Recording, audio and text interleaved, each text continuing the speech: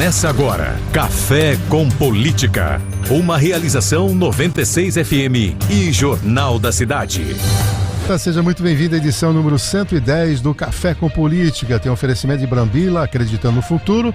E sempre aqui comigo, sou o economista Reinaldo Café, as participações do jornalista João Jabur. Jabur, bom dia. Bom dia, Café. Bom dia à nossa grande audiência.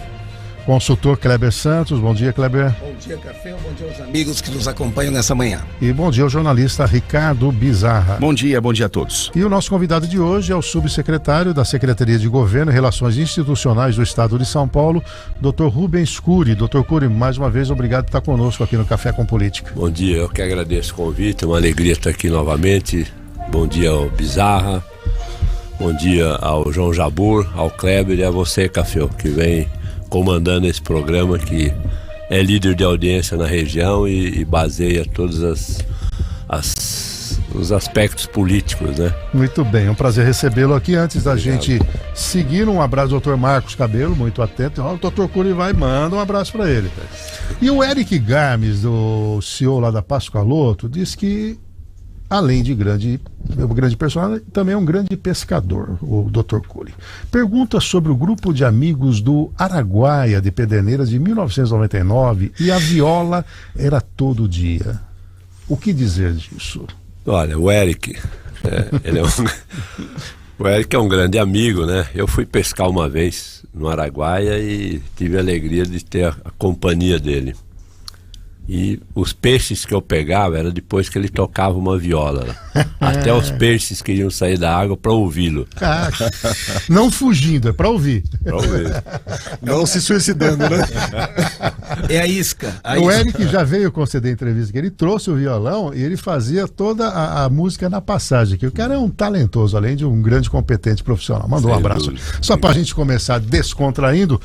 Bom, vamos começar esquentando aqui, falando um pouquinho do governo do estado. Hoje tem em São Paulo, né, Cury, um grande anúncio aí que finalmente chegou à conclusão lá do vice, né, que vai compor a chapa com o Nunes, uma indicação do Bolsonaro com o aval do governador Tarcísio, né? Não vão aproveitar um evento hoje lá de uma inauguração e já fazer esse levantamento. Como é que foi essa articulação para chegar, primeiro no apoio do Ricardo Nunes, né? E no segundo, no nome do major, me recordo o nome? Melo Araújo, Coronel Araújo. Não, quando o prefeito Ricardo Nunes, que é do MDB, né? Que era vice do Bruno Covas, vem fazendo um belo trabalho em São Paulo.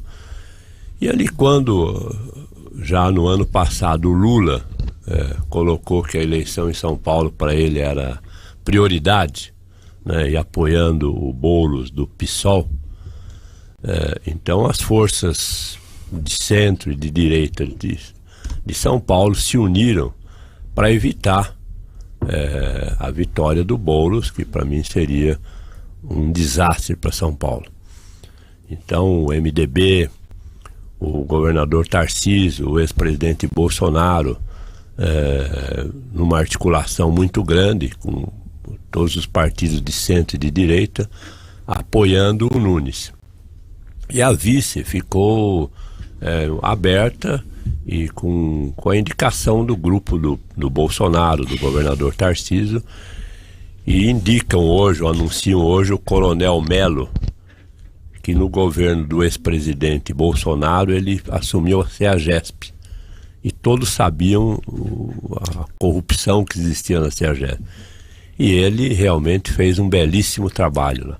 E como a questão de segurança em São Paulo, 23% da população de São Paulo se preocupa com segurança nas últimas pesquisas, colocar um coronel com um belo trabalho feito na CEAGESP, e mais ainda quando ele foi coordenador da Rota, eu acho que soma muito a candidatura do prefeito Ricardo Nunes. Perfeito. Kleber?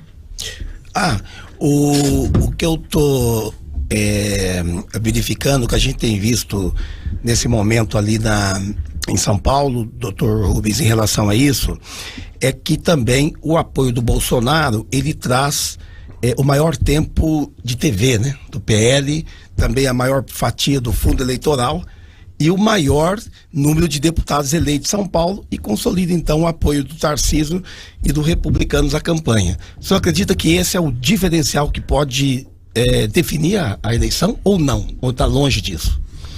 O que eu tenho visto é o seguinte, nenhum prefeito ele vai ganhar a eleição só pelo fato de ter a pauta Bolsonaro. Tem que ter mais coisas a apresentar ao eleitorado. Não basta ser, sou Bolsonaro, sou de direita, prezo as políticas dos bons costumes. Tem que ter alguma coisa a apresentar. E o prefeito de São Paulo ele tem uma gestão séria, uma gestão competente, e o adversário dele tem um passado de invasões de terra, invasões de moradias. Então eu acho que vai ser lá o tema desordem contra desordem. E tem um fator novo aí. Como é que vocês viram a chegada do Pablo Marçal? Ele está blefando? Ele efetivamente veio? Porque ele já, pelas pesquisas, entra aí com mais de 10%. Ele é alguém que domina muito as redes sociais, tem aí muitos seguidores, é um sujeito que tem as suas ideias lá, a gente pode concordar ou não, mas ele é legítimo naquilo que ele faz, né? Ele tem aí um posicionamento. Como é que o grupo viu a chegada do Pablo Marçal para essa disputa? Quem perde ganha com a chegada dele? Então, essa definição do governador Tarcísio e do ex-presidente Bolsonaro na candidatura do Ricardo Nunes não é nova. Quando o deputado federal Ricardo Salles se lançou candidato a prefeito de São Paulo, próprio PL, inclusive. Pelo próprio PL, quer dizer, foi ministro do presidente Bolsonaro. Quer dizer, não demorou uma semana para ele desistir da candidatura, porque chamaram ele lá ao PL e falaram: o candidato nosso em São Paulo é o prefeito.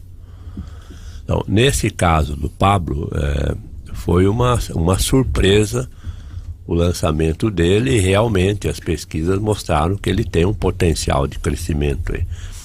Mas eu acho que quando o Bolsonaro ele enquadrou os deputados estaduais, que alguns queriam até entrar nessa campanha do Pablo, então, como ele é a grande liderança do PL, da direita, o eleitor vai entender que o candidato em São Paulo da direita é o Ricardo Nunes, né? Vai polarizar uma eleição.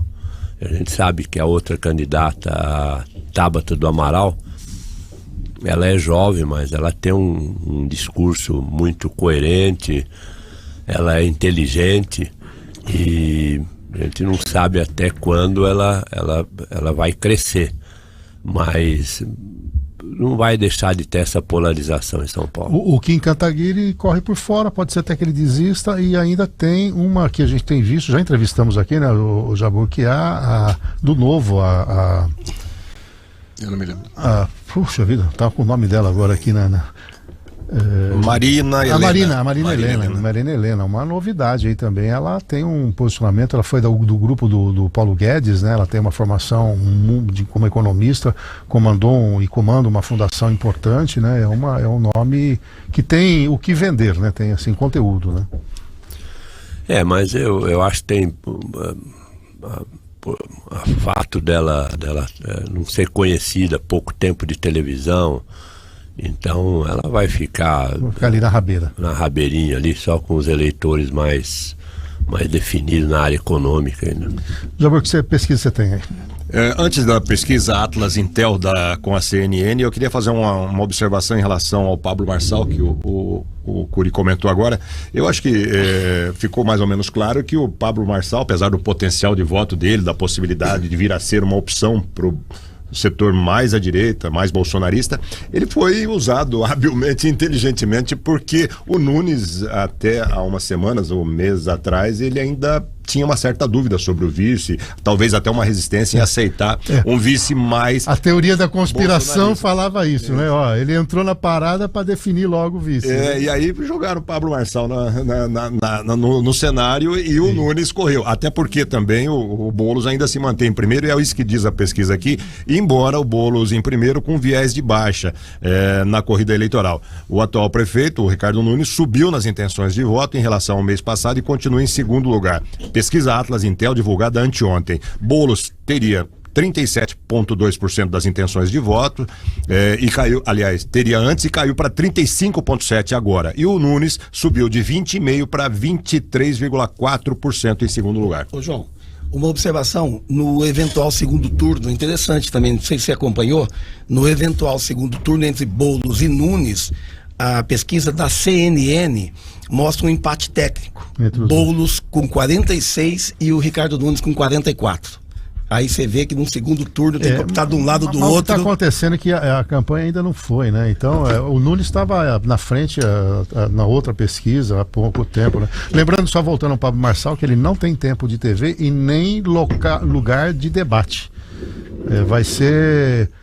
Não vai ter a obrigatoriedade de chamá-lo para o debate pela baixa representatividade política do partido dele. Então ele vai ter dificuldade. A partir de hoje já começa a esvaziar. Exatamente. Então ele faz aí. Bom, Nunes, o Curi, então em São Paulo o quadro é esse. E o que a gente tem observado, que há fazendo já uma alusão, e aí até uma dúvida que eu tenho, porque o PSD, né, que você faz parte agora, é o do Kassab, né? E a gente vê muita gente fazendo uma conexão do Kassab com o governo federal do Lula, porque tem alguns ministérios do próprio PSD. Aí fica aqui sempre a dúvida. Eu também tenho essa dúvida e verbalizo com alguma frequência aqui. Como é que o Tarcísio está com o Kassab em São Paulo se está com o Lula no federal? Como é que é isso no seio do partido? O que nós podemos esclarecer? É a arte da política? Eu acho que sim, porque o PSD é um partido que tem abrangência nacional. E dentre as lideranças do PSD, tem expressões que são da direita. Exemplo, o governador do Paraná, o Ratinho Júnior. E tem lideranças que são da esquerda e sempre apoiaram o Lula.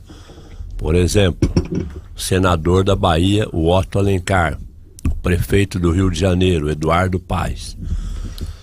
Mesma coisa você fala do MDB. Quer dizer, o MDB, quando você conversa com o Baleia Rossi, que é o presidente nacional, para ele se manter lá, nessa última eleição presidencial, também tinha uma parcela do MDB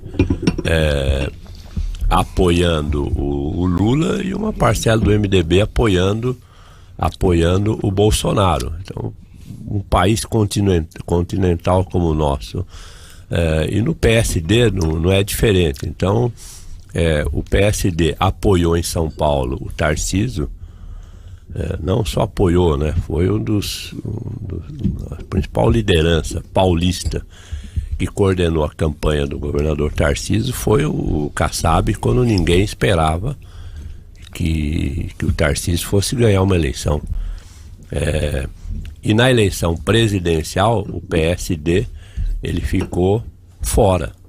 Ele liberou para as lideranças apoiassem ou o Lula ou o presidente Bolsonaro.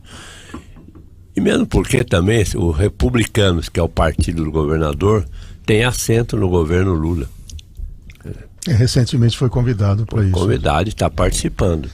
Agora, o Kleber, ontem o Lula falou que ele deve ir nas prefeituras em que tiver a questão ideológica. Ele entende que, ele até chamou, né? Eu tenho que evitar que os negacionistas cheguem ao governo. É óbvio que ele está fazendo uma leitura que, se tiver uma derrota da esquerda nas principais capitais, para 2026 fica mais difícil, né, a manutenção. Só que a hora que a gente faz um levantamento da questão ideológica, você vai pegar São Paulo, que é o Nunes, contra o Boulos, que é do PSOL. Tiveram que fazer um arranjo para trazer a Marta Suplicy, que saiu pelas portas do fundo do PT, volta para ser candidata a vice. Vai para o Rio de Janeiro, é PSD do Paes. Quem vai ser esse palanque pro Lula? Entendeu? Porque ele não tem ninguém raiz, né? E até onde eu apurei, nas cidades que o prefeito é meio raiz, não estão querendo muito o Lula, porque ele não tem chamado multidão. Então, você acredita que, do ponto de vista estratégico, ele vai se expor ao ponto de, ou vai ficar naquela história dos videozinhos só para dizer, eu tô apoiando o Kleber lá em Bauru, tô apoiando o Jabor não sei onde, ele vai ser nessa linha? O grande questão nesse momento, pelo menos aqui no estado de São Paulo, quando a gente vê as pesquisas, é quem vai querer o Lula no palanque, né? Acho que é o contrário, porque ele tá muito mal. As pesquisas, todas as pesquisas que eu tenho visto... Melhorou 1 ponto percentual essa semana. Olha, eu tenho acompanhado muitas pesquisas do estado de São Paulo, muitas. Essa semana mesmo, várias. O que está acontecendo? É tudo ao contrário no estado de São Paulo. Então você... Tem uma pergunta nas pesquisas, Café, que sempre diz o seguinte: se o apoio do presidente... Aliás, é a primeira vez que eu vejo todas as pesquisas colocando um ex-presidente a pergunta na pesquisa também. Então tá lá. O presidente da República, ele influencia, ele te dá mais vontade de votar ou menos vontade de votar em determinado candidato, se estiver ligado com ele. O governador e o ex-presidente Bolsonaro. O que a gente vê no estado de São Paulo é onde tem Bolsonaro, é um número muito maior, é invertido. E do Lula é o contrário. Da mesma forma, assim, tira voto, na verdade. No estado de São Paulo, a maior parte das cidades, o Lula tira voto. É melhor não ir na cidade, porque vai tirar voto. Entendeu? Então, e o Bolsonaro está ao contrário. É o que a gente vê nas pesquisas nesse momento. Então, essa ida dele, essa participação, eu acredito que ele vai principalmente naquelas regiões, cidades, principalmente do Nordeste e tal, onde ele ainda agrega bastante. Mas no estado de São Paulo é uma situação totalmente ao contrário. Agora, Cury, o Tarcísio parece estar muito bem orientado para não entrar muito nessas divididas. Semana ele foi provocado pelo presidente Lula em relação a ter recebido o Roberto Campos Neto. Eu entendo que o Campos Neto poderia ter poupado a ida lá e até a manifestação de um eventual ministro da Fazenda, mas ele não entrou nessa. Inclusive ontem, ele num evento foi questionado sobre falar: eu vou seguir minha vida aqui. Ele está blindado nesse aspecto? Não está subindo a cabeça essa história dele ser a primeira opção caso efetivamente o Bolsonaro não possa ser o candidato em 2026? O que chama a atenção do governador Tarcísio é o seguinte: a maturidade dele. É o primeiro cargo público de voto que ele assume, é o governo de São Paulo. E ele é muito ciente da responsabilidade dele como governador. Mesmo a eleição agora municipal no estado de São Paulo, ele não vai se manifestar em muitas cidades. Eu acho que ele vai entrar na campanha de São Paulo, como já entrou, e em algumas situações específicas.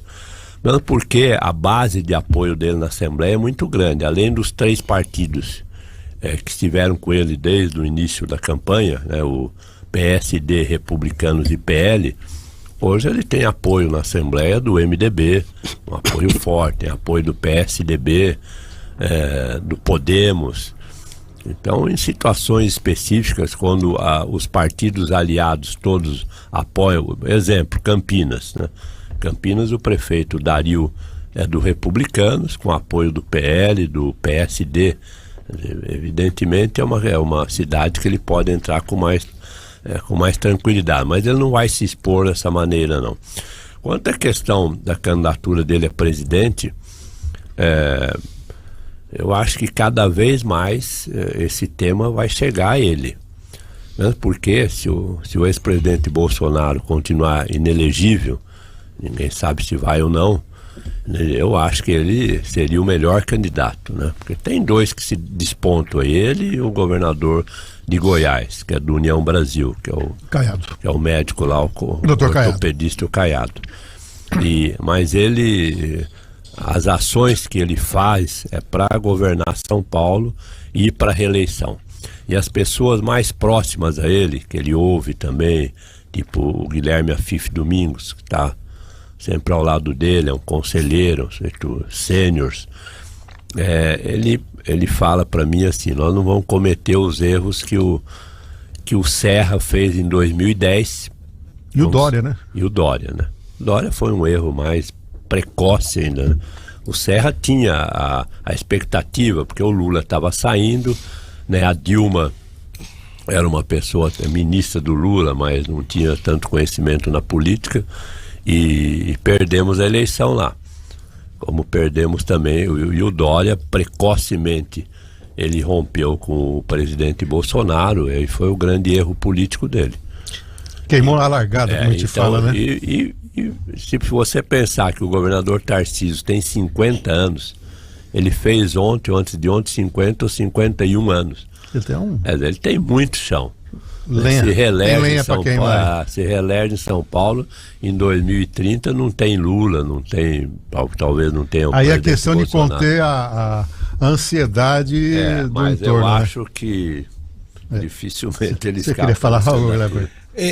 Doutor Rubens, como rapidão que a gente vai para o intervalo. Sim, como que o senhor viu essa questão dessa semana aí que o Tarcísio teve um jantar, né? E estava lá o presidente do Banco Central. Que eu mencionei há pouco. Né? O Campos Neto. E aí o PT agora entrou com uma ação, bancada do PT na Câmara dos Deputados, com ação popular para proibir que o Campos Neto fale sobre possibilidade de candidatura, sobre política, enfim, colocando uma mordaça nele ali para ele não tocar nesse assunto, porque na verdade o Campos Neto poderia ser o Paulo Guedes do Tarcísio. Como é que o senhor está vendo esse movimento, esse jantar, isso que aconteceu? O que aconteceu? O presidente do Banco Central foi convidado para ir à Assembleia Legislativa para ser homenageado na Assembleia Legislativa.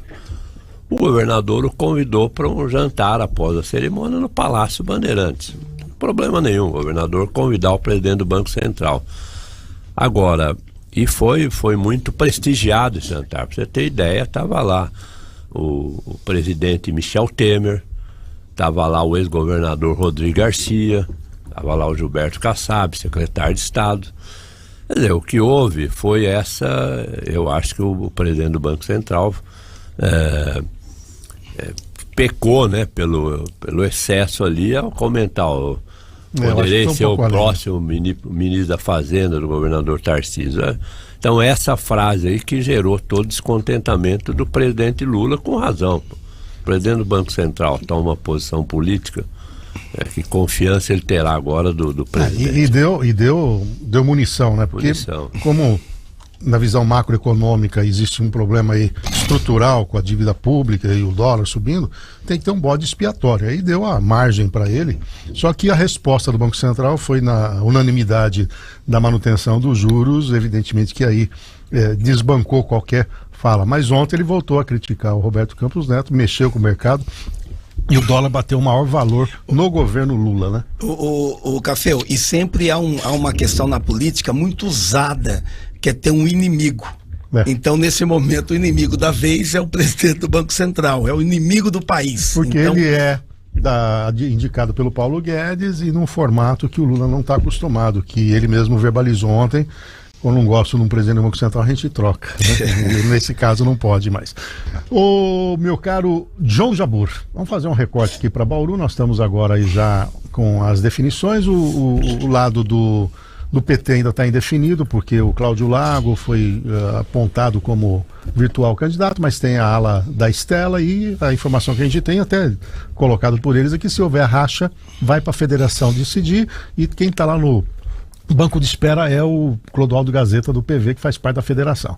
Tivemos uma novidade, que é a definição da Chiara Ranieri, né, como candidata, não definiu o vice ainda, e ela está animada, diz que a União Brasil vai dar todas as condições, finalmente, para ela fazer um bom trabalho. O doutor Raul continua mantendo a sua candidatura, ele tinha uma conversa com a Suelen, não sei o que prosperou, mas ele disse que não faria acordo com ela.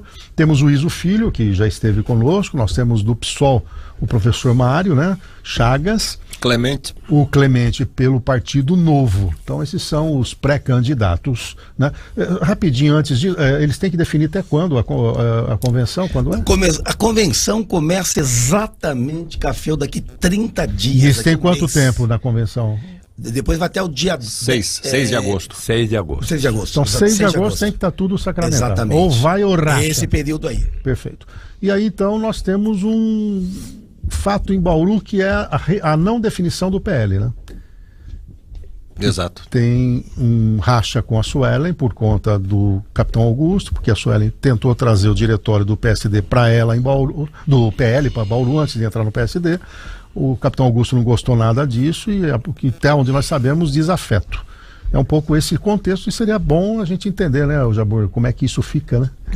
E o PL, inclusive, que começou o ano aqui mesmo no café com declarações do capitão Augusto, com candidatura própria, que seria o próprio capitão, né? Mas na verdade a gente logo percebeu que era mais para marcar um território, para se colocar no jogo. O Carlos Braga estava ali junto. O Carlos Braga junto. E depois isso naturalmente refluiu em termos de nome de candidatura, mas o PL continuou no jogo. E hoje o que mais se comenta é de que o PL poderia estar com o Raul, né? Isso.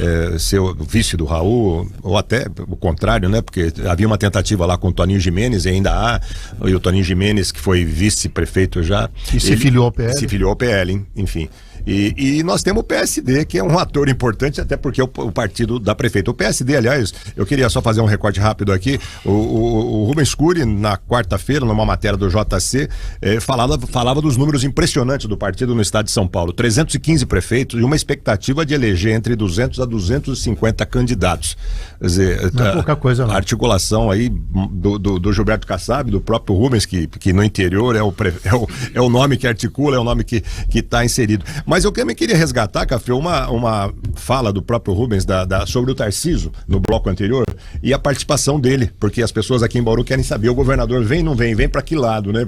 E o Rubens falou uma coisa que eu não tinha me atentado, ainda tem o Podemos nesse leque de apoio lá na Assembleia. Então tem o Podemos, que é o Raul, que é a oposição, tem o Republicanos, que está com a Suelen aqui, e tem o PL, que é Capitão Augusto, que está do outro lado. Como é que o Tarcísio deve se comportar aqui? Não, olha, na maioria das cidades ele vai, quando houver uma disputa entre os partidos aliados dele, sobretudo PSD, Republicanos e PL, se ele gravar para um, ele grava para todos, ou não grava para nenhum. Em Bauru, uma situação especial, porque a prefeita Suelen, ela o apoiou desde o primeiro momento. E naquele tempo, o governador Rodrigo Garcia estava com mais de 500 prefeitos o apoiando na sua reeleição. E 6 ou 7 prefeitos só que se manifestaram a favor do candidato Tarcísio naquele momento. Então ele tem uma gratidão a esses prefeitos que tiveram e acreditaram nele desde o primeiro momento, né? E ele tem uma atenção especial com a prefeita, a agenda dele dificilmente ele recebe prefeitos, mas a prefeita Suelen tem tido agenda com ele direto. Eu acho que isso a credencia ter o apoio dele.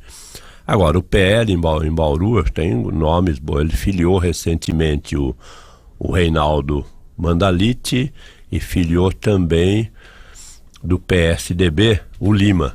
Arildo Lima Júnior. Arildo Lima, que é um belo quadro político, uma pessoa inteligente, sabe, tem um conhecimento político. Então não sei até onde pode caminhar o PL, mas busca-se uma candidatura, mas eu acho que está demorando. Bom, pelo que você está definir, colocando, né? Ele deve ficar mais isento, então, em Bauru, o Tarcísio. Eu acho que sim. Se acha. E o Jabor, como é que está a história do MDB? Porque o JC trouxe essa matéria também essa semana, né?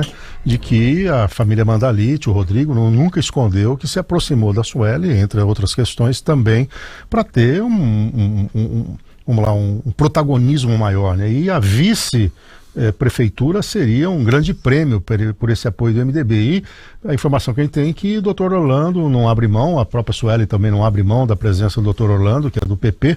Como é que ficou isso? E há a possibilidade de o MDB desembarcar do atual governo, pela leitura que você faz de bastidor? Não, acho muito difícil. E hoje, pelo que eu soube, o Rodrigo Mandalite, presidente do MDB, tem uma reunião justamente com a prefeita Suelen Rosim. Eu acho que é uma última cartada e um último ajuste entre eles. É muito difícil o MDB romper só porque não vai ter a vice, e não vai mesmo. A Suelen não abre mão do Orlando Costa Dias, que é um nome que inclusive dá segurança política para ela, né? É um nome que já tem a confiança dela. E hoje acho que no encontro entre ela e o Rodrigo, eles devem ajustar, talvez, quem sabe, até uma perspectiva de um apoio dela para alguém do MDB, talvez o próprio Rodrigo na eleição de deputado em 2016, ou quem sabe até na próxima eleição municipal, né, quando a Sueli já não poderá mais ser candidata. Eu acho que caminha por aí a discussão entre eles, mas não vai para um rompimento a essa altura, que não é bom para o MDB, inclusive, né, porque ficaria perdido aí no jogo, sem pai, sem mãe. Então eu acho que caminha para ali alguma solução, que talvez seja até ficar como está, 2 secretários no governo, enfim, uma participação ali até que razoável. Agora, Curi, isso faz parte, né, de um jogo. Eu não sei como é que, como governo de estado, e aí tem que separar você do PSD, o Kassab querendo fazer prefeitos, na outra ponta um governador que chega agora. Como é que vocês enxergam, né, essa política?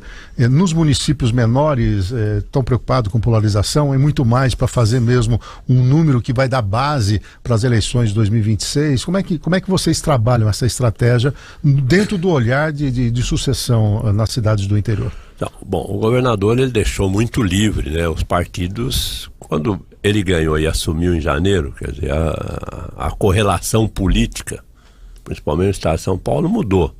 Nós tínhamos o PSDB há 28 anos no poder, quer dizer, com um número expressivo de prefeitos.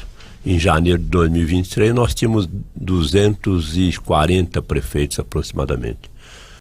As lideranças maiores do PSDB foram deixando de ser protagonistas, né? O Serra doente, o Geraldo Alckmin saiu do partido. A morte do Covas foi fundamental em tudo isso. A morte do Bruno Covas. Bruno Covas era a nossa grande liderança e esperança no PSDB. Seria o candidato hoje a prefeito de São Paulo. Exatamente. Talvez. Então, os prefeitos ficaram órfãos, quer dizer, de um dia para a noite. Esperavam a vitória até do Rodrigo Garcia. Então, o partido que chamou mais a atenção dos prefeitos era o PSD, de centro, uma liderança forte, e começamos um trabalho muito precocemente, né? O PL, os republicanos, começou a trabalhar para costurar com os prefeitos tardiamente. Então nós chegamos num número 315, dá 48% dos prefeitos do estado de São Paulo. E nós vamos lançar agora, nessa eleição, 481 candidatos a prefeito. Dos 316 prefeitos que o PSD tem, 191 vão para reeleição. Uma possibilidade grande de serem reeleitos, porque a maioria das administrações estão bem avaliadas. O Kleber deve estar acompanhando isso. Quer dizer, muitas obras em todas as cidades. Então a expectativa de eleger entre 200 a 250 é muito, muito real, e até um abaixo um pouco do que a gente espera. Mas o governador ele vai estar isento nas ações, a pergunta que me cabe responder, da maioria das cidades. Kleber. Doutor, qual a leitura que o senhor faz dessa questão interessante, diferente que está acontecendo? O Tarcísio, ele faz parte do Republicanos, né? E está tentando, está apoiando, e aí aquela ideia de eleger o maior número possível também, de ajudar, só que ele vai para outro partido, como você está falando, que é o PL. Como é que leitura que o senhor faz dessa questão? Quer dizer, ele está fortalecendo um partido, só que ele vai para um outro partido, que é o PL, na sequência. Pelo menos é o que se comenta e que seria o que vai acontecer. Seria o caminho natural, exatamente. Né? Não, ele nunca afirmou que ele vai sair do Republicanos. O que eu acho que pode acontecer, estou falando uma percepção minha, do que eu ouço também, não dele. Se ele for para a reeleição como governador, eu acho que ele ficaria no Republicanos, é mais cômodo. Agora, claro, se ele for pensar numa eleição presidencial, quer dizer, o natural, ele vai, o grande espólio do Bolsonaro, o principal é o Tarcísio, acho que até que ele prefere também. Então ele iria para o PL, mas isso eu acho que vai aguardar a eleição municipal, ver como é que vai, o tabuleiro vai se reorganizar aí, para ver a definição dele. Mas ele está muito focado em governar São Paulo. Você vê que ele não faz grandes reuniões políticas, ele se envolve agora na eleição da cidade de São Paulo, mas ele está governando São Paulo e com muita propriedade. O que chama atenção é como ele conseguiu em pouco tempo conhecer os problemas de São Paulo. Ele começa a falar das linhas de metrô lá, como se morasse em São Paulo há décadas, conhece o interior, conhece as regiões do interior, as necessidades. Enfim, ele não vai se perder em uma eleição em função de ser governador. E a Grande Pederneiras, como é que está lá? O Pederneiras é uma cidade que está indo muito bem, né? Tem grandes indústrias lá operando bem, como a Volvo, a Ginomoto, o Porto Intermodal. Você vê a questão de Lençóis Paulista. Recebemos hoje 400 caminhões por dia de celulose que vai para o Porto Intermodal de Pederneiras e aí vai até no ramal ferroviário Porto de Santos. Eu tive a satisfação de inaugurar o Porto Intermodal na minha época de prefeito. A prefeita lá vai muito bem. É candidata à reeleição. Candidata à reeleição. A Ivana Está no PSD e uma grande chance de reeleição. Política experiente, tem carisma. Está no DNA também a parte política. O Cury, antes da gente fechar, o Antônio de Pádua, ele durante o Cidade 360 encaminhou uma pergunta muito específica aqui sobre como é que está a tramitação da Polícia Penal Paulista, né? Ele é pelo que eu vi aqui, ele é da reserva, né? Então, policial penal inativo, tem alguma tramitação da Polícia Penal Paulista? Eu não sei responder essa pergunta, desconheço, posso pegar o contato dele, eu levanto e dou uma resposta a ele. Porque também esse tema não foi um tema que nós abordamos aqui, como era muito específico, falei, deixa eu colocar no ar para ver se tem algum campo. E o Cury, fica mesmo de bastidor, não vai pro front, não tem pretensão, você é jovem ainda, tá aí com seus 28 anos de idade, então tem todo um caminho a ser trilhado ainda. Não, eu fiz a vida são escolhas, né? Eu saí da prefeitura de Pederneiras, vai fazer agora 20 anos. Tive possibilidade lá atrás, né, na época do Serra, do Aloysio Nunes, de pleitear alguma candidatura até deputado. Fui convidado pelo Pedro Tobias para dobrar com ele, depois para ser o sucessor dele, mas eu nunca quis, que eu não me vejo no legislativo, eu não me vejo nas condições de largar a medicina. Isso me faria muito mal pessoalmente. Então eu consegui caminhar na minha vida aí, longa já, nos meus dois prazeres, fazer medicina e fazer a política, e um orgulho de ter ficado no PSDB. Fui convidado pelo Tugan Gerami. Quem me assinou a ficha foi o Mário Covas, e às vezes eu converso com o Tuga por telefone, ainda um grande amigo, foi um grande deputado, pessoa muito inteligente, preparadíssima, e coordenei as campanhas do PSDB, de todos, né, do Serra, Aloysio Nunes, o Aécio Neves, com quem eu falei recentemente. Foi arquivado o processo contra o Aécio, né, mais uma injustiça que perdemos aquela eleição. Se me perguntar qual a eleição que você mais sofreu, foi a do Aécio com a Dilma. É impressionante perder uma eleição daquela. Então, mas estou bem assim, estou fazendo a medicina, estou ajudando o governo, fazendo a política, como eu sempre gostei, e compartilhar de momentos como esse, que me traz uma enorme satisfação. Muito bem, recebemos aqui o Rubens Cury, que ele é subsecretário da Secretaria de Governo e Relações Institucionais.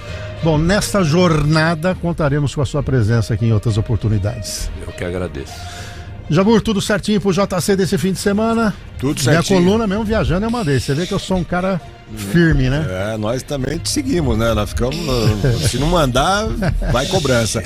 E tem uma entrevista nesse final de semana com o nosso amigo aqui do mercado financeiro, o Leandro Rosa. O Leandro Rosa, revelações sobre o Leandro Rosa no domingo, na edição de domingo. Meu ex-aluno, olha só, hein? Tá fazendo carreira. Bom dia a todos. Valeu, Kleber. Fala do curso, rapidinho. Opa, hotmart.com, tá lá o lado oculto do voto. Vale a pena, hein? Muito bem, e a semana que vem nós estaremos de volta com mais um Café com Política, aquecendo já estamos aí montando toda a estratégia de cobertura das eleições municipais, um time de primeira, multiplataforma, todos nós aqui trabalhando para que seja viável essa nossa cobertura. E segunda-feira, às 6 da manhã, voltamos com Cidade 360. Seu mais excelente final de semana. Tchau, tchau.